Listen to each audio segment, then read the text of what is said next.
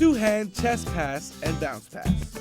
In preparing for a bounce pass and a chest pass, the ball is held with both hands at chest height, eyes are on the target, and feet are pointing toward the target. In order to pass the ball, the arms are extended and the wrists flick outward as the passer steps towards the target. For a chest pass, the ball is aimed at the chest of the student who is receiving the pass. For a bounce pass, the target area changes as the idea is for the ball to bounce on the floor and come back up and hit the receiver at chest height. Students should aim at a spot on the floor about 2/3 of the distance from their target.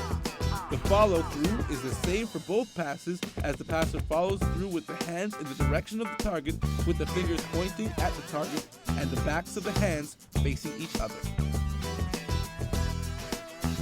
Activity 8. Students line up in 2 lines facing each other about 10 meters apart. On the teacher's signal, the student with the ball passes to the first student in the opposite line and runs across to the back of that line. The student who now has the ball passes to the next person in the opposite line and runs to the end of that line. This sequence is continued for the duration of the activity. Students are to use both chest and bounce passes during this activity. Activity B. In groups of 4 to 6, students partner up across from and facing their partner about 3 meters apart at one end of their designated activity area. Each pair of students has a basketball.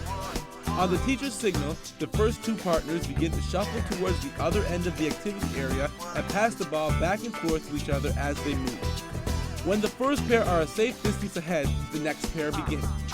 Continue passing using both the chest pass and the bounce pass while shuffling back and forth across the designated activity area for the duration of the activity.